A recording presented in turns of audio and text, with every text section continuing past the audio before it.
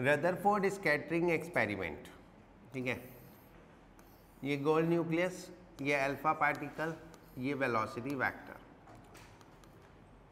Velocity vector का axis से जो डिस्टेंस होता है उसको हम बोलते हैं impact parameter. Impact parameter, right. Then ये अपने पास से जितना डेविएट हो गया, this is called angle of deviation या angle of deflection, right. Number of particle deviated at angle theta versus angle theta अगर ग्राफ ड्रॉ करे, it is a graph like this. Only few particle have the deviation 180 degree, और ये वो particle है जो axis पे होंगे, right. And जिस पोजीशन से ये पार्टिकल वापस जाते हैं उसको बोलते हैं distance of closest approach. R naught is distance of closest approach, correct. maximum number of particles go straight, that is 0. This shows that maximum part of the atom is vacant, right. Distance of closest approach हम calculate करते हैं। At distance of closest approach the kinetic energy convert into the potential energy. Kinetic energy of alpha particle is converted into potential energy. The kinetic energy of alpha particle के alpha is equal to potential energy हो जाता है 1/4 pi epsilon naught, alpha particle का charge 2e and gold nucleus का charge Ze and then R0. This R0 is called distance of closest approach. So you can calculate R0 by this relation, right. जितना impact parameter कम होगा, जितना impact parameter कम होगा, angle of deviation उतना ज्यादा होगा, ठीक है। When b is equal to 0, theta is equal to 180 degree,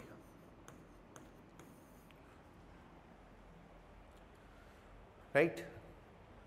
ये था Rutherford model, Rutherford experiment. Then on the basis of experiment, Rutherford concluded that Rutherford model Rutherford model is like sun and planet model. By the sun and planet model, a core consisting all the positive charge, ठीक है, is at center and the negative charge in the form of electron are revolving around the nucleus. The centripetal force required for the revolution is provided by the electrostatic attraction, right. So if this speed of electron is v, then mass of electron, speed of electron square upon radius is equal to 1/4 pi epsilon naught, charge on electron, charge on nucleus upon r square, right.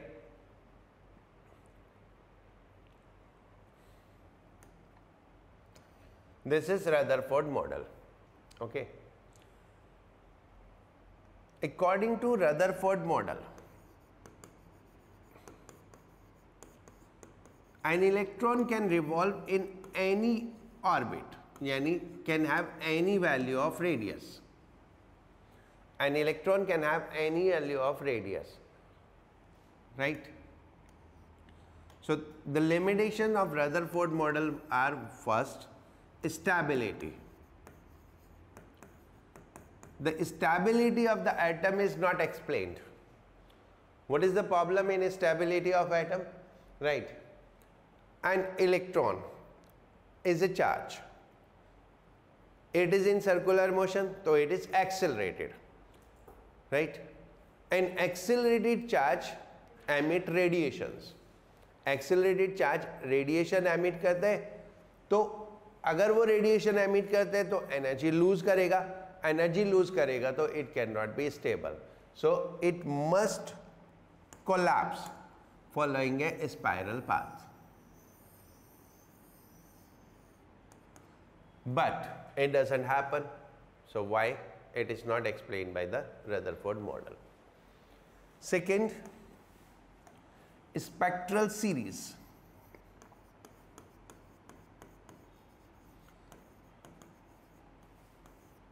Right? Spectral lines are not explained. Right? Experimentally, it is found then an atoms released some lines, यानी जो उसका spectrum है वो line spectrum है. According to Rutherford model, because electron can have any value of radius, so it can have any value of frequency and the radiation will be of any frequency. So its spectrum must be continuous, but according to Rutherford model, spectrum must be continuous, but practically spectrum is line spectrum. So on these two bases, basically हम follow the Rutherford model ही करते हैं, but these things are not explained by the Rutherford model. Okay, that was the basic model. Then these limitations are overcome by the Bohr's model. The Bohr's model says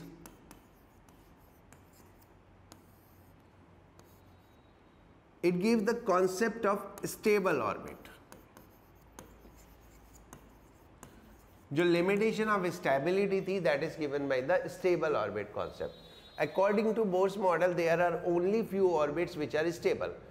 Means in those orbits the electron do not radiate energy. उन orbits में energy radiation नहीं होता, तो electron stable होता है. And those orbits are specified as the orbit in which angular momentum is nh upon 2 pi. Or angular momentum is integral multiple of h by 2 pi. Right? That was the first limitation of the Rutherford model. That is overcome. के stability क्यों है? क्योंकि electron सिर्फ stable orbit में revolve कर सकते हैं. Second limitation, then spectral lines, existence of spectral lines, which was not explained by the Rutherford model. So Bohr said, when there are only few orbits are possible, then electron can revolve only in those orbits.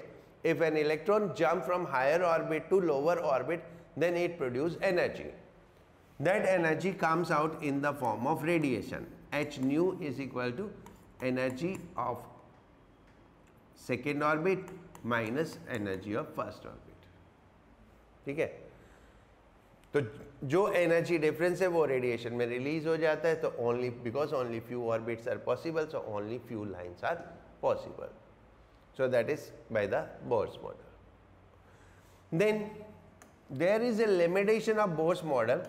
What is the limitation? The limitation of Bohr's model is that though line spectrum is specified, line spectrum is explained, but intensity, why some lines are preferred. Like जितनी भी lines होती हैं उनमें से कुछ ही lines preferred होती हैं. It means अगर फोर टाइप के रेडिएशन आ रहे हैं तो इन नॉर्मल सबकी इंटेंसिटी सेम होनी चाहिए, but we found there are only 1 or 2 radiation who are more intense, right, जो और ज़्यादा इंटेंस होते हैं. Correct? So that was Bohr's model.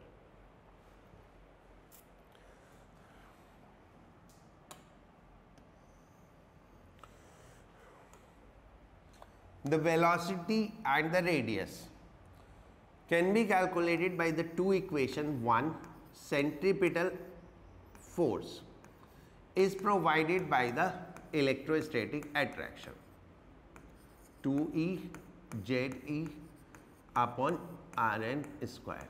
The one equation is this. Another equation is mvn Rn is equal to nh upon 2 pi. That is the second equation. इन दो equations को solve करके आप velocity, radius, time period जो कुछ भी निकालना हो वो कैलकुलेट कर सकते हो, राइट? जो हमको याद रखना है वो याद रखना है रेडियस का डिपेंडेंस, वेलोसिटी का dependence, right?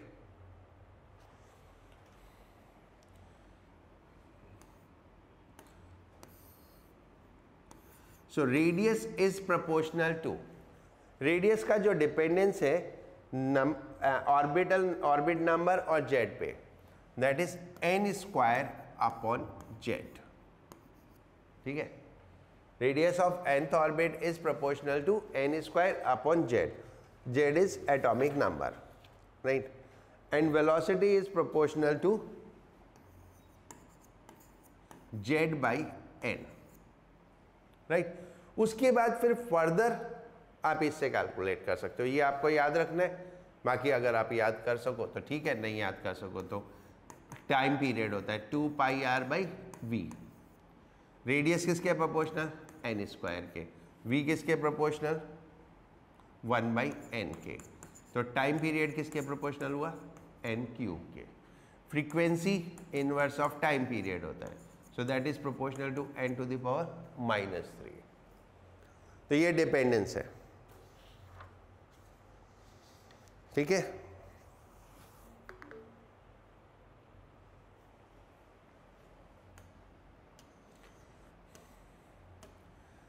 Kinetic energy of जो इलेक्ट्रॉन होती है that is Z e square upon 8 pi epsilon not are, that is in terms of radius. Okay, right. जब हम कैलकुलेट करते हैं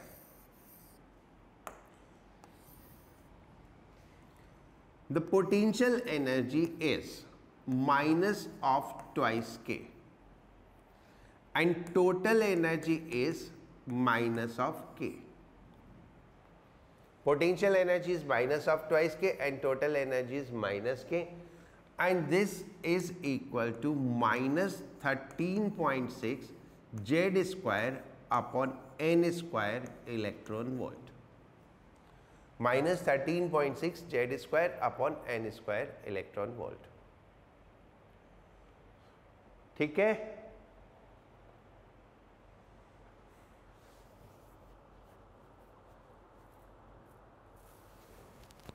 कहाँ गए?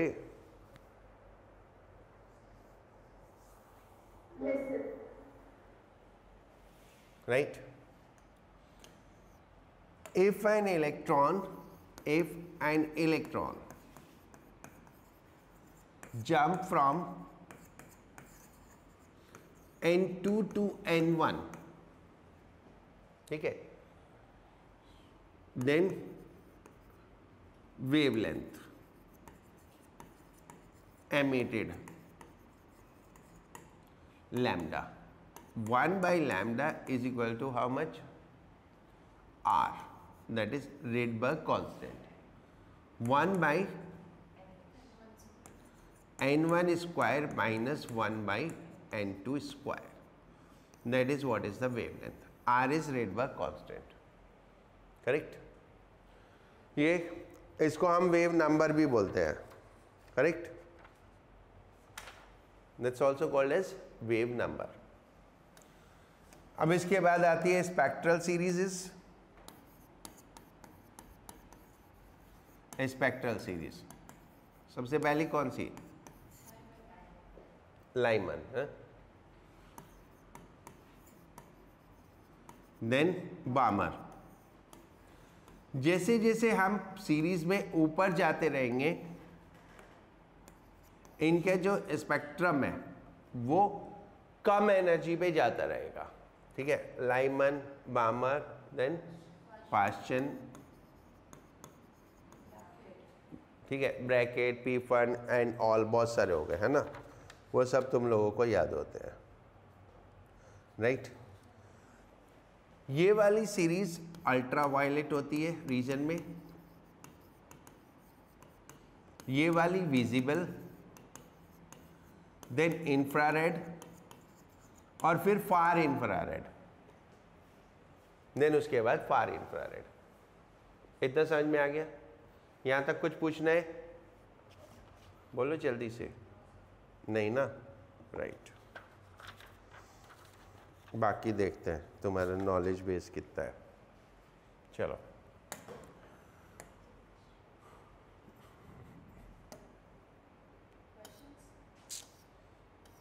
शुरू हो जाओ.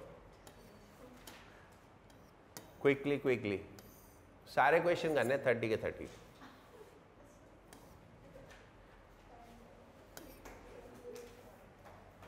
थर्टी के 30।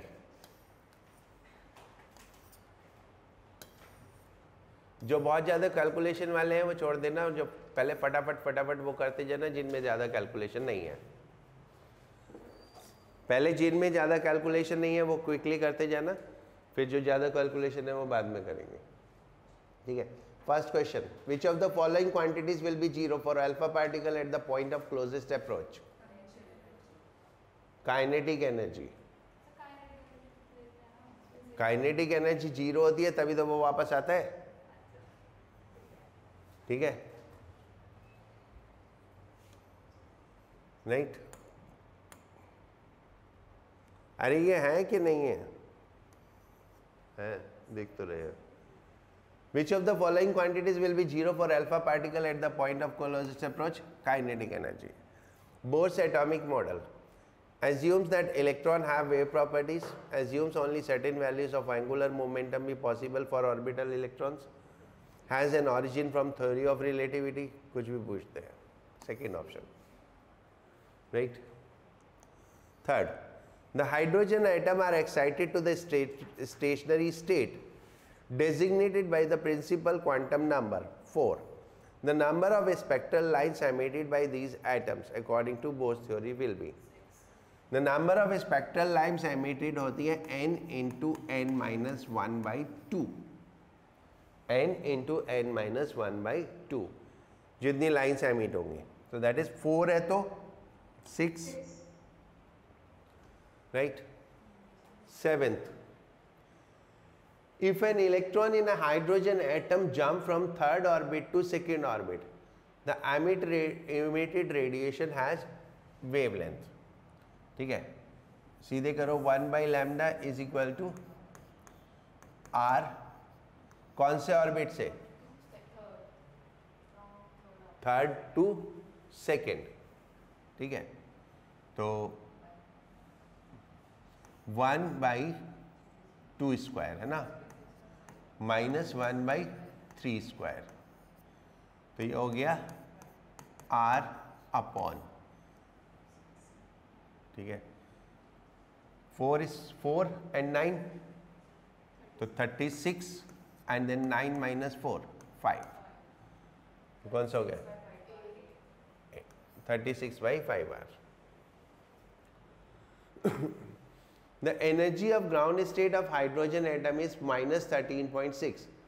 The energy of photon emitted in this transition, in the transition from n to n is equal to 4 to n is equal to 2, right?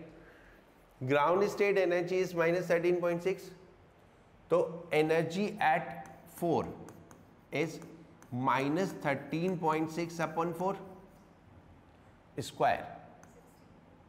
ठीक है, and energy at 2 is minus 13.6 upon 2 square. तो energy release कितना हुआ?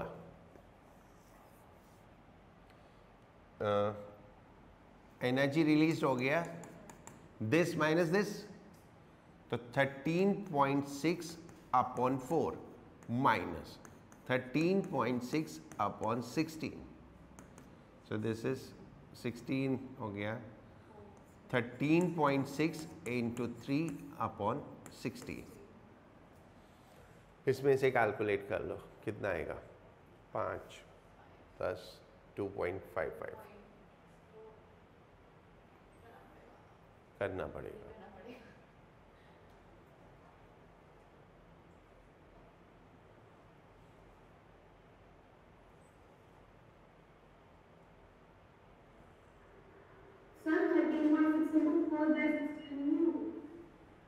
नहीं, 4 minus 1 हो जाएगा ना, 13.6 into 3 by 16 कितना हुआ? 2.55। मैंने तो यही किया था कैलकुलेट, तुमने कंफ्यूज किया। नहीं, तो सिर्फ 4 भी तो हो सकता है ना। किया था ये, मैंने कैसे किया था, ये 8 से ज़्यादा है, 13.6 को 16 से डिवाइड करो तो 8 से ज़्यादा है, और 3 से मल्टीप्लाई किया तो 2.4 तो क्रॉस हो गया, ऐसे किया था मैंने तो। मैंने 16 to 15 का हाँ, करके किया था। उससे फिर फंस जाते हैं। फिर डबल हो जाता है। Right, 10th, in which region Lyman series of hydrogen atom is ultraviolet, right? एक मिनट, 9th रह गया. According to Bohr's theory, the ratio of time taken by electron in a hydrogen to complete one revolution in orbit corresponding to ground first excited state. ठीक है, ground और first excited state का relation, तो T is proportional to n cube, तो first में 1 तो उसमें 8 times, ठीक है, तो 1:8, right. T is proportional to n cube हो गया, और ये अल्ट्रावायलेट. क्लियर? डन? बोलो, कहाँ गए?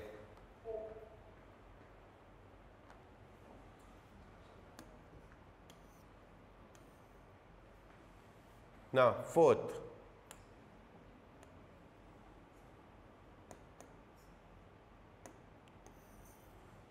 which one of the following is not correct for Bohr's model of atom? The radius of nth orbit is proportional to n square. This is correct. The total energy of electron in nth orbit is inversely proportional to n. No, it is inversely proportional to n square. So this is incorrect. फिर भी आगे check कर लो. The angular momentum is an integral multiple of h by 2 pi. Magnitude of potential energy of electron in greater than is kinetic energy. Yes, magnitude पूछा ना, तो 2 times of kinetic energy होता है, twice of kinetic energy होता है. Consider the spectral line resulting from transition n is equal to 2 to n is equal to 1 in atoms and ions given below. The shortest wavelength produced is, right? देखो, energy होती है -13.6 Z square upon n square, right. N तो दोनों के लिए same हो गया, सब के लिए सेम हो गया, 2 to 1. So on what factor it depend? Z. तो जिसका जेड सबसे ज़्यादा, एनर्जी सबसे ज़्यादा उसमें, तो कौन सा हुआ? लिथियम? नहीं, हाइड्रोजन में 1, ड्यूट्रियम में भी 1, ठीक है, हीलियम में 2, लिथियम में 3. प्रोटॉन थोड़ी होते हैं 3. 1 डबली आयनाइज्ड लिथियम, तो 2 ही होते हैं.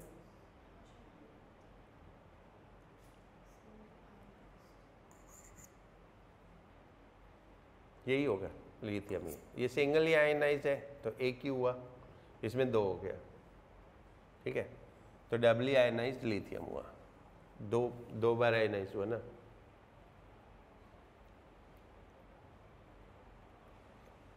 ठीक है.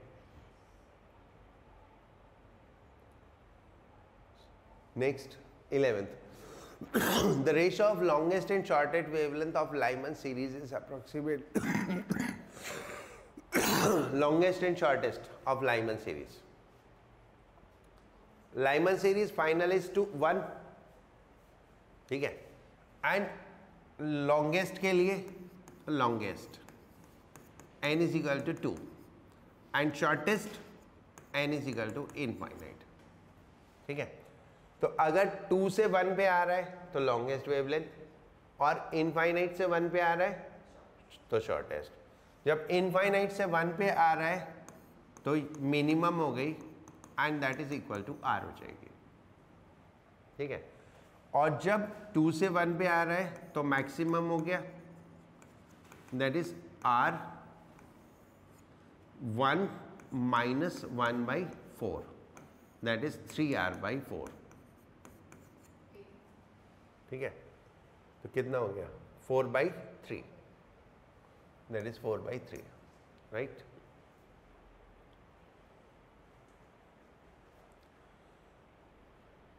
समझ में आ रहा है इधर? Right. 12th.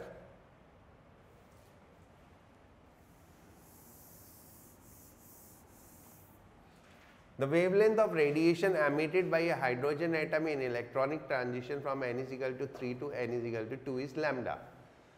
For the same transition in the singly ionized helium, ठीक है, the wavelength of the emitted radiation is, helium में 2 हो गया तो z स्क्वायर टाइम्स हो गया, ठीक है, तो z स्क्वायर कितना हो गया, 2 हो गया ना हीलियम में, z2 हो गया तो 4 हो गया, तो लैम्डा बाई 4 हो जाएगा, right.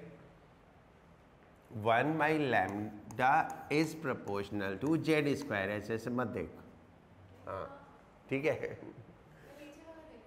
Okay, 1 by lambda is proportional to z square, correct. Basically the Bohr's model is defined for the hydrogen like atom, तो उसमें मल्टीपल इलेक्ट्रॉन्स नहीं होते, तो इसीलिए यहाँ पे सिंगली आयनाइज्ड हीलियम मतलब एक इलेक्ट्रॉन बचा है, डबली आयनाइज्ड हीलियम मतलब एक इलेक्ट्रॉन बचा है, तो 2 इलेक्ट्रॉन निकल गए तो z इजिकल टू 3 हो गया, इस केस में z इजिकल टू 2 हो गया, right. The first excitation potential of an atom is 10.2 volt, its ionization potential is, देखो फर्स्ट एक्साइटेशन पोटेंशियल होता है difference of the second orbit minus first orbit, okay, हो गया, right. So E2 minus E1 is equal to 10.2, right, और E2 minus E1 कितना होगा, 13.6 z square, तो common आ गया, राइट, 1 माइनस 1 बाई 4,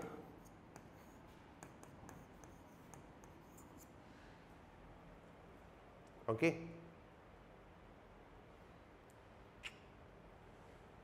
तो z square is equal to कितना हो गया, 10.2 इंटू 4 अपॉन 3 इंटू 13.6,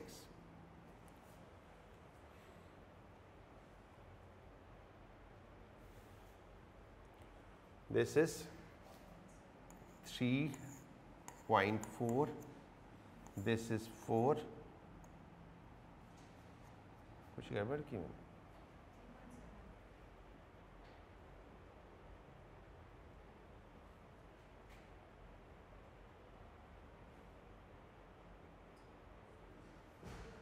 (13.6) ही है,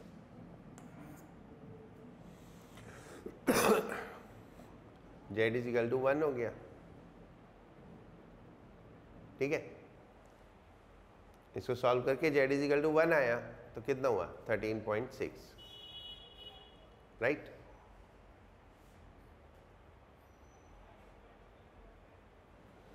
हो गया, next, the ionization energy of 10 times ionized sodium atom, 10 times ionized हो गया तो z इज इक्वल टू 11, तो 13.6 अपॉन 11 स्क्वायर, ऑप्शन ही नहीं है इसमें, 13.6 इंटू 11 स्क्वायर, राइट, ठीक है, 13.6 into 11 square, correct. 6, the ionization potential of hydrogen atom is 13.6. The energy required to remove an electron from the second orbit, तो second orbit हो गया 13.6 minus 10.2, 13.6 minus 10.2 तो कितना बचा, 3.4 electron volt, the energy of second orbit, ठीक है। मैंने ऐसे निकाला क्योंकि अभी वहाँ पे 10.2 आया था, बट वैसे कैसे करेंगे, 13.6 upon 2 square, so that is 3.4, okay।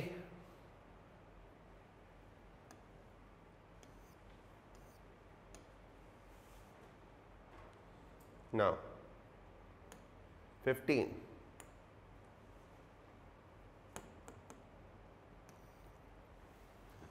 consider an electron in nth orbit of a hydrogen atom in the Bohr model.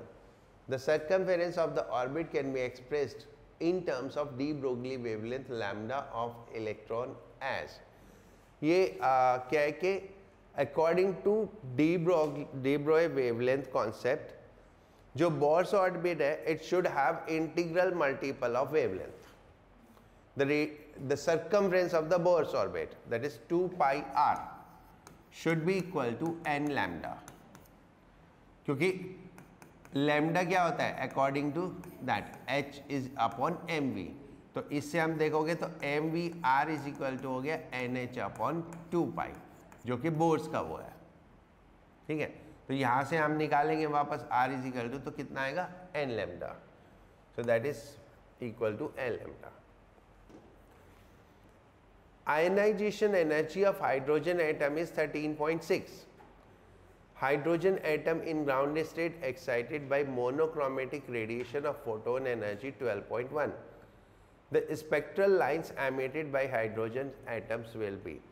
अगर हम इसको 12.1 एनर्जी देते हैं तो it will reach to which level?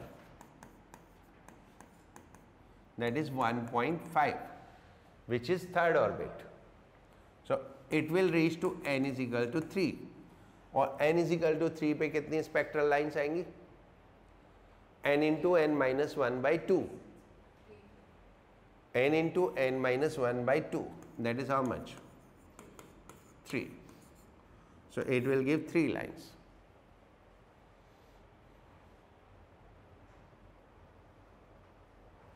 Right. If the series limit wavelength of the Lyman series is 920 angstrom, then that for Balmer series is. What is the difference in the Lyman series and Balmer series? Lyman series में जो final orbit है वो 1 है, और बामर series में final orbit 2 है. ठीक है, तो स्क्वायर टाइम्स करेंगे तो 1/2 का स्क्वायर 1/4 हो जाएगा. So that will be 920 into 4.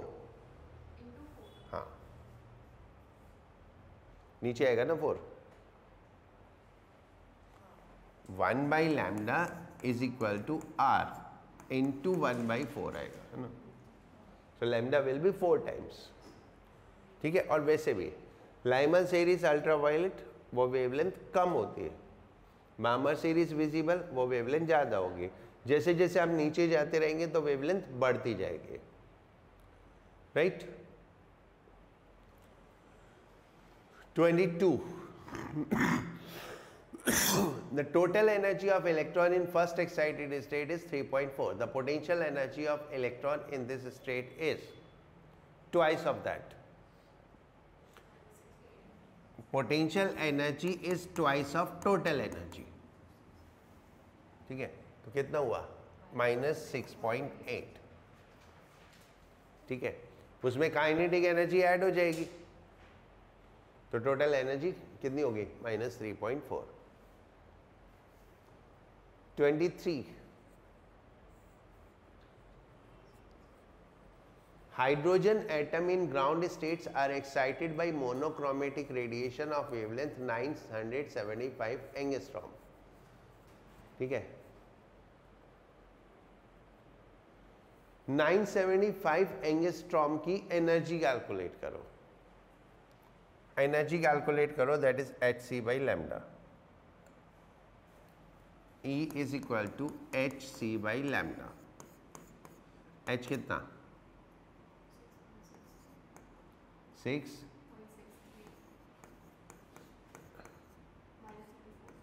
-34. C 3 into 10 to the power 8 upon 975 into 10 to the power -10 into 1.6 into 10 to the power -90 to convert it into electron volt. So this is 19, 10, 29, 29, 8, 37 और ये 35, तो 10 to the power 3, तो ये हो गया 6.63 into 3 into 10 to the power 3 upon 975 into 1.6.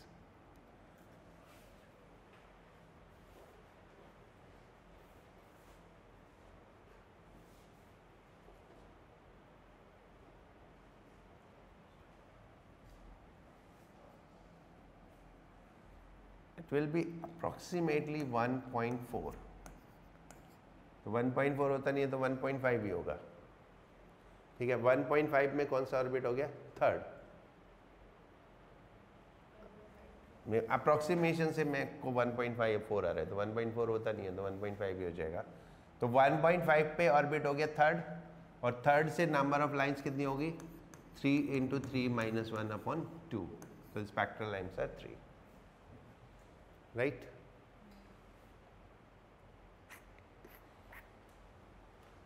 हो गया?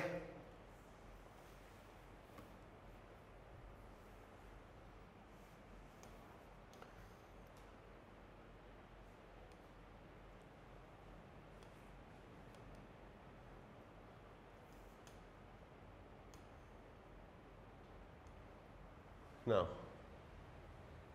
18.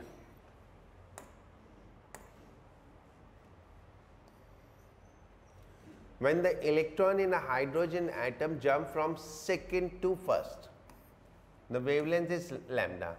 When the electron jump from third to first, तो कितना होगा?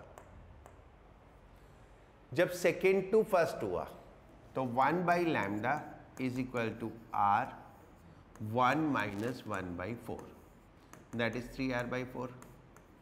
ये lambda 1 हो गया। और जब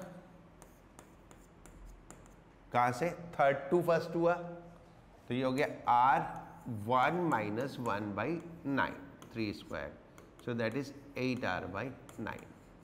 तो रेशो निकाल लो इसका, कितना हो गया? 9 3 7 27 32। पहले कौन सा लेना? To the first orbit, third to first.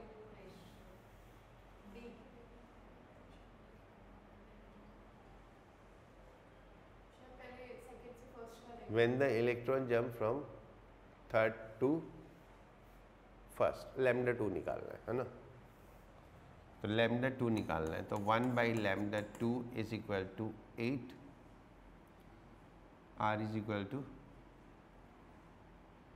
4 by, ये हो गया 8 by 9, r को रिप्लेस कर दो 4 by 3 lambda, 4 by 3 lambda, so that is 27 lambda by 32, right? 27 lambda by 32. Now 19. The wavelength of first line of the Balmer series of hydrogen atom is lambda. The wavelength of the corresponding line of doubly ionized lithium atom. Doubly ionized lithium atom तो 3 हो गया, Z is equal to, तो 1 by lambda is proportional to Z square. तो 9 times हो गया तो lambda by 9, right? 24. The given diagram indicates the energy level of a certain atom moved from 2e to e. A photon of wavelength lambda is emitted. The wavelength of photon emitted during 4e by 3 to e. देखो 2e से e में, 2e से e में lambda होता है ना? तो 1 by lambda is equal to, is proportional to 2e minus e, that is e, correct? अब कहाँ से कहाँ तक? 4e by 3 to e, तो कितना हो गया? 4e by 3 minus e is 1 by 3, e by 3, ठीक है? तो एनर्जी 1 by 3 टाइम्स हो गई, तो वेवलेंथ 3 टाइम्स हो जाएगी। Wavelength is inversely proportional to energy.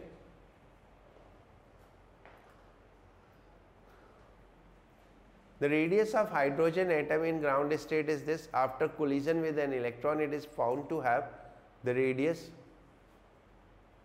10 to the power minus 11. The principal quantum कितने टाइम्स हो गया रेडियस? 4 टाइम्स। रेडियस 4 टाइम्स हो गया है। R2 is 4 times of R1। ये 5.3, ये 21.2, तो 4 टाइम्स हो गया। तो R प्रोपोर्शनल टू होता है n स्क्वायर, तो n इज इक्वल टू 2 आ गया, राइट? समझ में भी आ रहा है? मैं बक किए जा रहा हूँ। ओके। और आज ना इसके प्रीवियस ईयर क्वेश्चन कर लेना, कुछ और करना मत करना, ये जरूर कर लेना, ठीक है? शिल्पी, शिवांशी,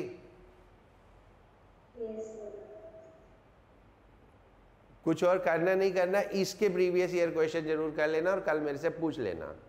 ये 3-4 चैप्टर तो अच्छे से कर लो। Then 20 a hydrogen like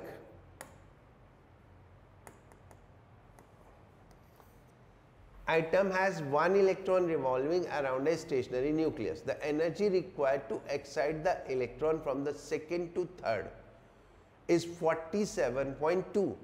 The atomic number of atom is, देखो हाइड्रोजन एटम में जो सेकेंड टू थर्ड होती है ना, हाइड्रोजन एटम में फर्स्ट ऑर्बिट हो गया 13.6, सेकेंड ऑर्बिट हो गया 3.4, ठीक है, और थर्ड ऑर्बिट हो गया 1.5, राइट?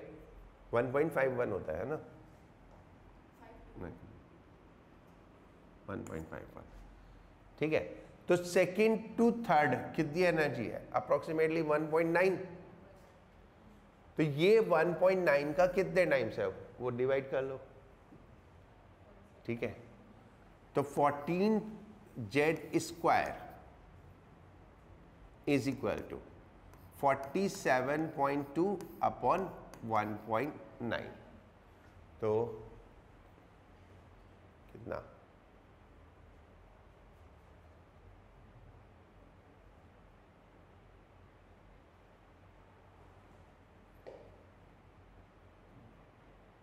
इसमें से देख लो, 25 आ जाएगा,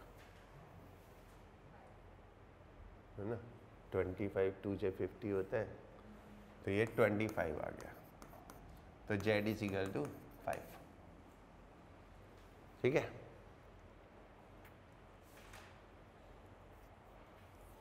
राइट? हो गया? Okay. The state of triply ionized beryllium, triply ionized beryllium तो है Z is equal to 4 हो गया, which has the same orbital as the ground state of hydrogen has the principal quantum number, right? ये भगवान कैसे कैसे पूछेंगे, अब मैं वो बोल गया।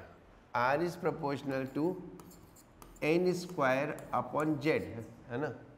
Z तो Z square. Radius is proportional to n square by Z, ठीक है? हमको चाहिए रेडियस सेम, तो Z जितना है उतना ही n स्क्वायर हो जाएगा। Z कितना है? 4। रेडियस सेम चाहिए, तो n square equal to Z, और Z कितना हुआ? 4, तो n is equal to 2।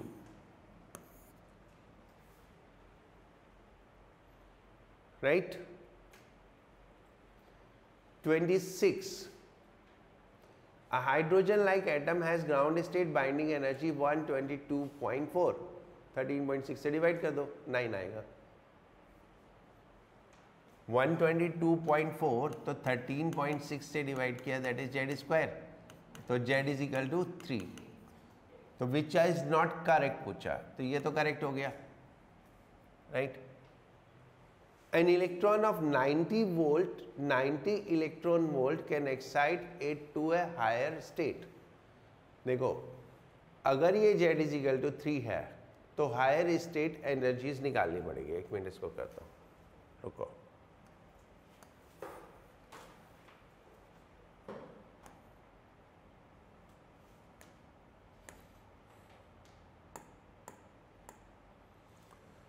Energy of first state is 122.4.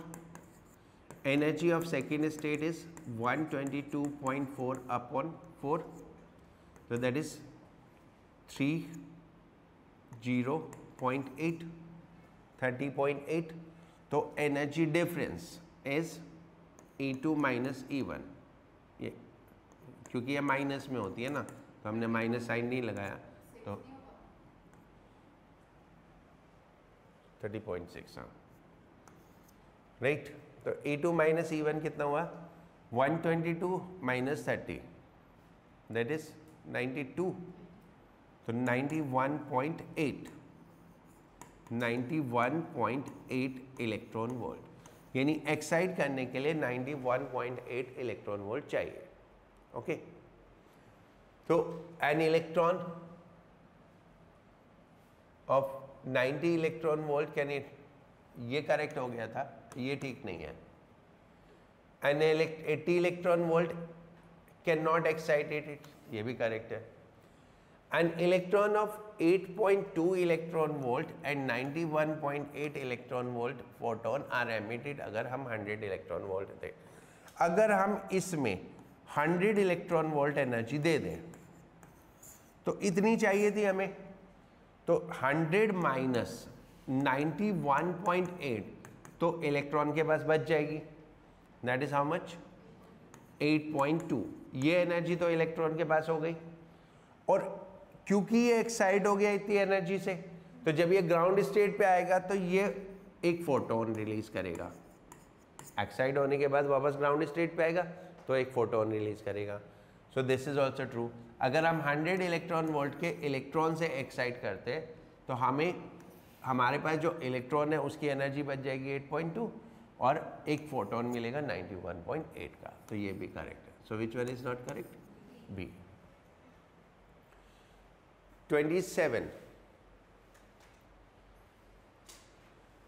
In any Bohr's orbit of hydrogen atom, the ratio of kinetic energy to potential energy of electron is 1/2 minus 1/2. हाँ, ऐसी जल्दी में गलती होती है. -1/2. काइनेटिक एनर्जी पॉजिटिव होती है, potential energy negative होती है. वैसे भी देख लो, U is equal to -2K. Okay, बस 3 क्वेश्चन बचे. 28. Which of the following statement is true?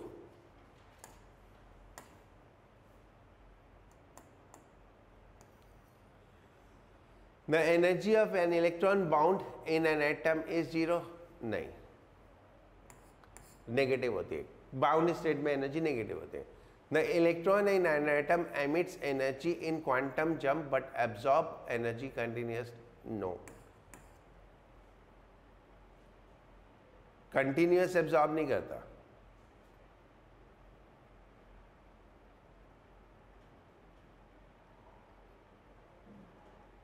कौन सा करेक्ट है? मुझे तो कोई भी नहीं दिख रहा.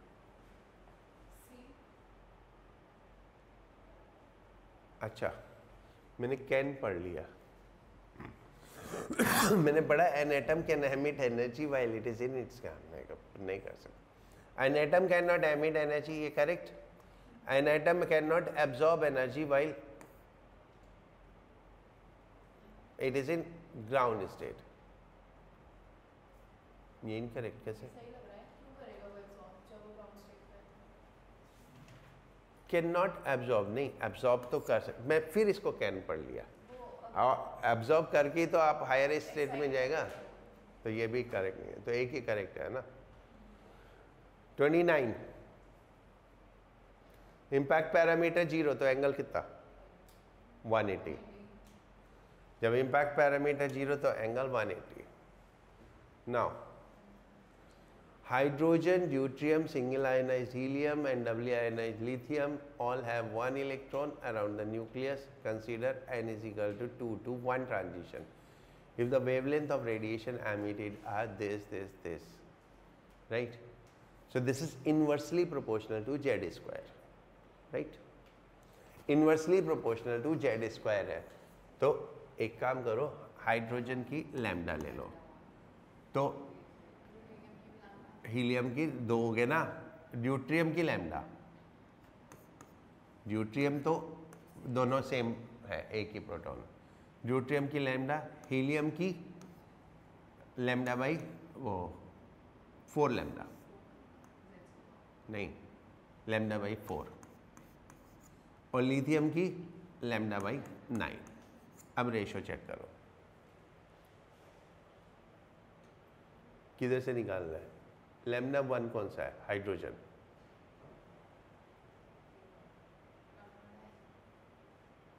ठीक तो हो गया। Lambda 1 is equal to lambda 2 and 4 times of lambda 3 and 9 times of lambda 4. The first is correct.